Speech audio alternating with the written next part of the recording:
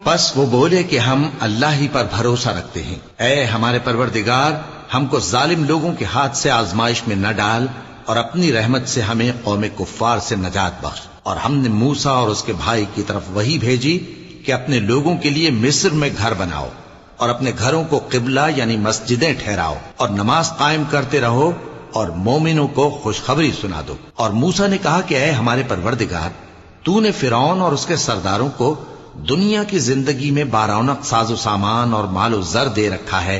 اے پروردگار، کیا اسی لیے کہ وہ تیرے رستے سے گمراہ کر دیں؟ اے پروردگار، ان کے مال کو برباد کر دے اور ان کے دلوں کو سخت کر دے کہ ایمان نہ لائیں جب تک عذاب علیم نہ دیکھ لیں۔ اللہ نے فرمایا کہ تمہاری دعا قبول کر لی گئی، تو تم ثابت قدم رہنا اور بے عقلوں کے رستے پر نہ چلنا۔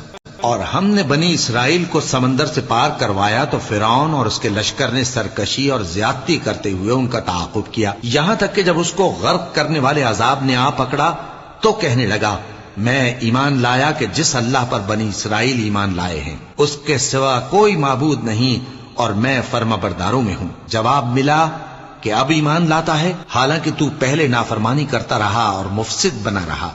تو آج ہم تیرے بدن کو بچا لیں گے تاکہ تو پچھلوں کے لیے عبرت ہو، اور بہت سے لوگ ہماری نشانیوں سے بے خبر ہیں۔ اور ہم نے بنی اسرائیل کو رہنے کو عمدہ جگہ دی اور کھانے کو پاکیزہ چیزیں عطا کی، پھر بھی وہ باوجود علم ہونے کے اختلاف کرتے رہے۔ بے شک جن باتوں میں وہ اختلاف کرتے رہے، تمہارا پروردگار قیامت کے دن ان میں ان باتوں کا فیصلہ کر دے گا۔ اب اگر تم کو اس کتاب کے بارے میں جو ہم نے تم پر نازل کی ہے کچھ شک ہو، تو جو لوگ تم سے پہلے کی اتری ہوئی کتابیں پڑھتے ہیں ان سے پوچھ لو۔ تمہارے پروردگار کی طرف سے تمہارے پاس حق آ چکا ہے، تو تم ہرگز شک کرنے والوں میں نہ ہونا، اور نہ ان لوگوں میں ہونا جو اللہ کی آیتوں کی تکذیب کرتے ہیں، نہیں تو نقصان اٹھاؤ گے۔ جن لوگوں کے بارے میں اللہ کا حکم عذاب قرار پا چکا ہے وہ ایمان نہیں لانے کے جب تک کہ عذاب علیم نہ دیکھ لیں، خواہ ان کے پاس ہر طرح کی نشانی آ جائے۔ سو کوئی بستی ایسی کیوں نہ ہوئی کہ ایمان لاتی تو اس کا ایمان اسے نفع دیتا۔ ہاں، یونس کی قوم کہ جب ایمان لائی تو ہم نے دنیا کی زندگی میں ان سے ذلت کا عذاب دور کر دیا، اور ایک مدت تک فوائد دنیاوی سے ان کو بہرہ مند رکھا۔ اور اگر تمہارا پروردگار چاہتا تو جتنے لوگ زمین میں ہیں سب کے سب ایمان لے آتے۔ تو کیا تم لوگوں پر زبردستی کرنا چاہتے ہو کہ وہ مومن ہو جائیں؟ حالانکہ کسی شخص کو قدرت نہیں ہے کہ اللہ کے حکم کے بغیر ایمان لائے، اور جو لوگ بے عقل ہیں ان پر وہ کفر و ذلت کی نجاست ڈالتا ہے۔ ان کفار سے کہو کہ دیکھو تو آسمانوں اور زمین میں کیا کیا کچھ ہے، اور جو لوگ ایمان نہیں رکھتے نشانیاں اور ڈرانے والے ان کے کچھ کام نہیں آتے۔ سو جیسے برے دن ان سے پہلے لوگوں پر گزر چکے ہیں، اسی طرح کے دنوں کے یہ منتظر ہیں۔ کہہ دو کہ تم بھی انتظار کرو، میں بھی تمہارے ساتھ انتظار کرتا ہوں۔ پھر ہم اپنے پیغمبروں کو اور مومنوں کو نجات دیتے رہے ہیں، اسی طرح ہمارا ذمہ ہے کہ مسلمانوں کو بھی نجات دیں۔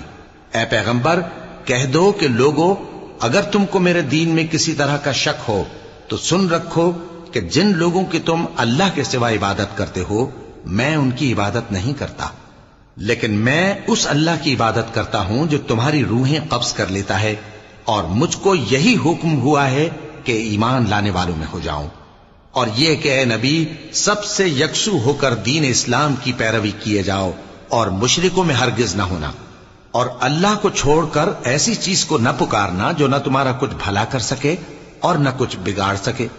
اب اگر ایسا کرو گے تو ظالموں میں ہو جاؤ گے، اور اگر اللہ تم کو کوئی تکلیف پہنچائے تو اس کے سوا اس کا کوئی دور کرنے والا نہیں، اور اگر تم سے بھلائی کرنی چاہے تو اس کے فضل کو کوئی روکنے والا نہیں۔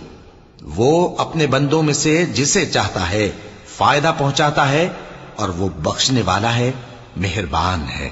کہہ دو کہ لوگوں، تمہارے پروردگار کے ہاتھ سے تمہارے پاس حق آ چکا ہے، تو جو کوئی ہدایت حاصل کرتا ہے تو ہدایت سے اپنے ہی حق میں بھلائی کرتا ہے، اور جو گمراہی اختیار کرتا ہے تو گمراہی سے اپنا ہی نقصان کرتا ہے، اور میں تمہارا وکیل نہیں ہوں۔ اور اے پیغمبر، تم کو جو حکم بھیجا جاتا ہے اس کی پیروی کیے جاؤ، اور تکلیفوں پر صبر کرو یہاں تک کہ اللہ فیصلہ کر دے، اور وہ سب سے بہتر فیصلہ کرنے والا ہے۔